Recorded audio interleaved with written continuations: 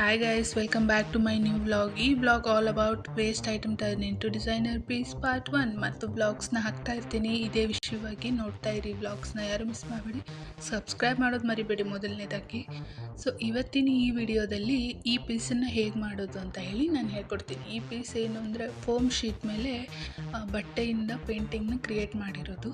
And one of the waste sheet, waste frame ಎಲ್ಲ waste ಆಗಿರೋದೇ ತೊಗೊಂಡಿರೋದು, ಯಾವುದು ಕೂಡ ಹೊಸ ತರಿಸಿದ್ದಿಲ್ಲ.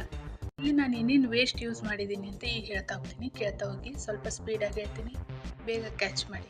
ಫಸ್ಟ್ ನಾನು ವುಡನ್ ಫ್ರೇಮ್ ಅಂತ ತೊಗೊಂಡೆ. ಅದು ವುಡನ್ ಫ್ರೇಮ್ ಎಲ್ಲಿದ್ದು ಅಂದರೆ ಹಳೆ ಮನೆಗಳಲ್ಲಿ ಸ್ವಿಚ್ ಬೋರ್ಡ್ಗಳಿಗೆ ಈ ವುಡನ್ ಫ್ರೇಮ್ನ ಯೂಸ್ ಮಾಡ್ತಾರೆ. ಈಗ ವುಡನ್ ಫ್ರೇಮ್ನ ಯಾರೂ ಯೂಸ್ ಮಾಡಲ್ಲ, ಈಗ ಬರೀ ಪ್ಲಾಸ್ಟಿಕ್ಕನ್ನು ಯೂಸ್ ಮಾಡ್ತಾರೆ. ಓಕೆ, ಅದು ಆಮೇಲೆ ನೆಕ್ಸ್ಟ್ ತೊಗೊಂಡಿರೋದು ಫೋಮು ಸೌಂಡ್ ಕಂಟ್ರೋಲ್ಗೋಸ್ಕರ ಯೂಸ್ ಮಾಡ್ತಾರೆ. ಆ ಫೋಮು ಅದು ಒಂಚೂರು ತೊಗೊಂಡೆ. ಅದು ನನ್ನ ಹತ್ರ ವೇಸ್ಟ್ ಇತ್ತು, ಎಲ್ಲೋ ಯಾವುದ್ರಲ್ಲೋ ಬಂದಿತ್ತು, ಮೇಬಿ ಅದು ಉಳ್ಕೊಂಡಿತ್ತು.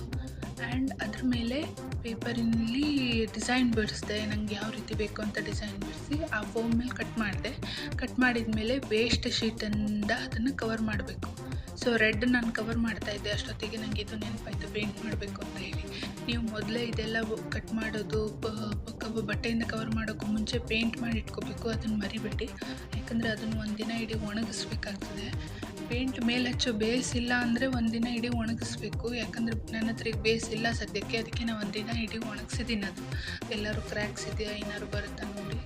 ಆಮೇಲೆ ಇದು ವೇಸ್ಟ್ ಆಗಿದ್ದಕ್ಕೆ ಅಲ್ಲಲ್ಲಿ ಇದಕ್ಕೆ ಹೋಲ್ಸ್ ಇತ್ತು, ಇದು ಸ್ವಿಚ್ ಬೋರ್ಡ್ ಆಗಿದ್ದಕ್ಕೆ ಹೋಲ್ಸ್ ಇತ್ತು ಇದಕ್ಕೆ. ಆ ಹೋಲ್ಸ್ನು ಕೂಡ ಕವರ್ ಮಾಡಿದೆ ನಾನು, ಬ್ಯಾಕ್ ಸೈಡಿಂದ ಕವರ್ ಮಾಡಿದೆ. ಫ್ರಂಟ್ ಬೇಕಂತಿಲ್ಲ, ಅದು ಕವರ್ ಆಗುತ್ತೆ ಅದಕ್ಕೋಸ್ಕರ. ಸೊ ಅದು ಕವರ್ ಮಾಡಿದ್ಮೇಲೆ ಅದನ್ನು ವುಡನ್ ಕಲರಲ್ಲೇ, ಅದು ಹೇಗಿತ್ತಲ್ಲ ಅದೇ ಕಲರಲ್ಲೇ ಮತ್ತೆ ಪೇಂಟ್ ಮಾಡಿ, ಡಬಲ್ ಪೇಂಟ್ ಮಾಡಿದ್ದೀನಿ. ಫಸ್ಟ್ ವೈಟ್, ಆಮೇಲೆ ವುಡನ್ ಕಲರ್ ಹಾಕಿದ್ದೀನಿ.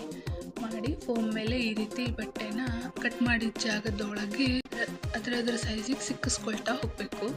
ಇದೆಲ್ಲ ಸಿಕ್ಸಾದ್ಮೇಲೆ ನನಗೆ ಅನ್ನಿಸ್ತು ಇದು ಸ್ವಲ್ಪ ಪ್ಲೇನಾಗಿ ಕಾಣಿಸ್ತಿದೆ ಅಂತ ಹೇಳಿ. ಅದಕ್ಕೆ ನಾನು ಇದನ್ನು ಸ್ಟೋನ್ ವರ್ಕಲ್ಲೇ ಮಾಡಬೇಕು, ಸ್ಟೋನ್ ಹಾಕಿಸ್ಬೇಕು ಇದಕ್ಕೆ. ಅಥವಾ ಅದು ಪ್ಲೇನ್ ಆಗಿತ್ತೋ ಇಲ್ಲ ನಾನು ಬರೀ ಎಲ್ಲ ಸ್ಟೋನ್ ವರ್ಕ್ ಮಾಡೋದಕ್ಕೆ ನನಗೆ ಹಂಗೆ ಅನ್ನಿಸ್ತಿತ್ತು, ನನಗೂ ಗೊತ್ತಿಲ್ಲ. ಬಟ್ ಸ್ಟಿಲ್ ನಾನು ಸ್ಟೋನ್ ವರ್ಕನ್ನು ಚೂಸ್ ಮಾಡಿದೆ. ಜಾಸ್ತಿ ಏನು ಯೂಸ್ ಮಾಡಲಿಲ್ಲ, ವೈಟ್ ಮತ್ತು ಆರೆಂಜ್ ಕಲರ್ ಸ್ಟೋನ್ನ ಯೂಸ್ ಮಾಡಿರೋದು. ಆರೆಂಜ್ ಕಲರ್ ಹಚ್ಚಿರೋದು ಕೂಡ ಇದರಲ್ಲಿ ಹಾಕಿಲ್ಲ, ನಾನು ಲಾಸ್ಟಿಗೆ ಹಾಕಿದ್ದೀನಿ.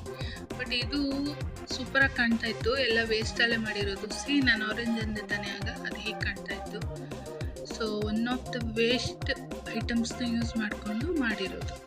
ಇಷ್ಟು ಸ್ಟೋನ್ಸ್ ಯೂಸ್ ಮಾಡದೇ ಇದ್ರೂ ಬರ್ತದೆ, ಬಟ್ ನಂಗೆ ತುಂಬ ಸಿಂಪಲ್ ಹಾಕೊಂಡಿದ್ದಕ್ಕೆ ನಾನು ಯೂಸ್ ಮಾಡಿದ್ದು. ಇಷ್ಟ ಆಗಿತ್ತು ನನ್ನ ಇವತ್ತಿನ ಈ ವ್ಲಾಗ್. ಜಗನ್ನಾಥ್ ಜಿದು ಪೇಂಟಿಂಗ್ ನಾನು ಬಿಡಿಸಿ ವ್ಲಾಗ್ ಮಾಡಿಲ್ಲ, ಅದಕ್ಕೆ ಇದರಲ್ಲಿ ತೋರಿಸಿದ್ದು. Thanks for the watching guys. ಮತ್ತಷ್ಟು ವೀಡಿಯೋಗೋಸ್ಕರ ವೇಟ್ ಮಾಡ್ತಾ ಇರಿ. ಬಾಯ್.